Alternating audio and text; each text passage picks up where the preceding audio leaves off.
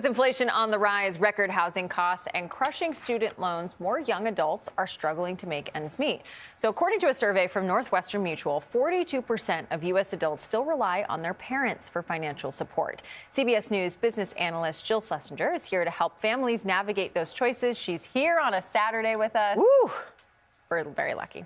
Very happy. Okay, so let's level set. What are some of the things that parents are helping their children with right now? So when we looked at the survey results, it's the things you might imagine, like, excuse me, groceries and food. About 83% are helping with that. And then we go down to mortgage rent, and that's 63%. And then you go to like health care, health insurance, another 54%. So it's kind of a variety of things. AARP did a survey recently, and they came up with this big number, kind of trying to figure out how much are people actually spending. And they said, on average, it's $7,000 that parents are putting out annually, so it doesn't stop after a while, to their young adult children. So it's not a huge number, but it's not an insignificant number either. And it's going up, right? It's going up because of inflation, right. Of course. Okay, so how should parents balance helping their kids but not enabling their kids? I think that when we look at these situations, you want to say to yourself, like, I know I want to be there, but I also want to make sure that I'm fostering good financial habits. And so I think that we could try to create some ground rules sometimes. So, for example, let's say your kids just graduated. It's a tough job market for recent college grads. Kids coming home to live with you. Many people in this situation. Maybe you have a conversation about how long you think that could go on. In some families, they'll say, we wish No, I can't. My mom would never. I know, but we're going to help her. So maybe your mom would say, you know what, let's do this for 6 months. We'll revisit it. Or maybe they'll say, some families, they actually charge rent, or they say, we want you to chip into for utilities. We want you to do certain chores. In one family, I know that this was really fascinating. They said, hey, you know what? You're not working right now. Your grandmother needs some help doing some things in their house. So I think that there are ways to kind of carve out a game plan. Again, it doesn't have to be living in like cement with a game plan. It could be, let's revisit this in a few months. By the way, if they're living home and they're having a hard time finding a job, I do think it's okay to say, hey, you know what? You're not looking for a job. This is not going on forever. Yeah. So unless you find a job soon, we're going to make different decisions. And that's really the key here. Yeah, though I think those conversations are really hard because Totally. I think I don't have kids yet, but I feel like I would just be like, I want to help you.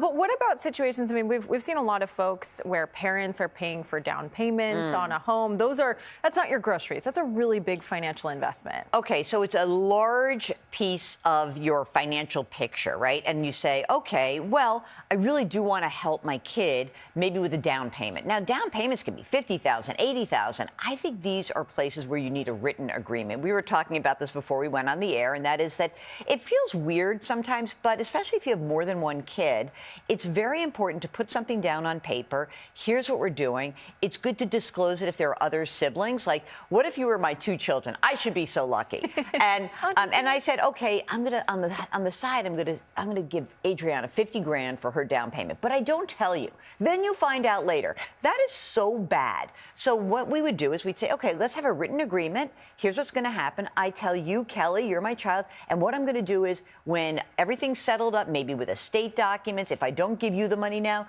you'll get it later when I pass away. But again, written agreement's really important. And what should adult children who borrow large sums from their parents consider in terms of the long-term impact? Well, I think I heard from some podcast listeners who said, please warn anyone that when you take money from your parents, there are 2 issues. Number one is you really need to interrogate with your parents, can they afford it?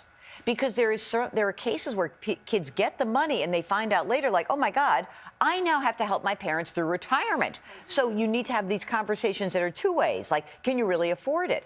And also, when you take money, are you inviting your parents to basically come in and then judge the way you spend your money? Right. Perhaps. And so you must understand that there is an emotional aspect to this. You know, in one survey, they found out that parents who are giving the money, they feel financial strain from making this. 42% say it actually puts a strain on my own finances. That's not great, okay? Again, we want you to settle your own retirement before you help your kids out. 35% said that there was an emotional aspect to this, that they felt less than as parents for doing this. They felt parents like themselves? Yeah, and they felt that they were doing their kids a disservice, and that they worried that the kids were not going to be able to take care of themselves. So what are we trying to do here? You know, I've been doing financial literacy and conversations for, many decades now. That's how old I am. And I think that if we have these conversations, these intergenerational conversations, what we're really trying to make sure is that everybody is on firm footing, that everyone can get on their way, and that you feel comfortable in these conversations. So have them early and make sure nobody is at risk here. Open dialogue is key. Don't you think? Communication's important with everything, You bet. right? Relationships, money. Thank you, Jill. My pleasure. If you have questions about your financial life, you can email Jill. We share her. Just email askjill@cbs.com, and she may answer one of your questions in an upcoming segment. And you can hear more advice on her podcast. It's called Money Watch with Jill Schlesinger. New episodes drop every Saturday and Sunday.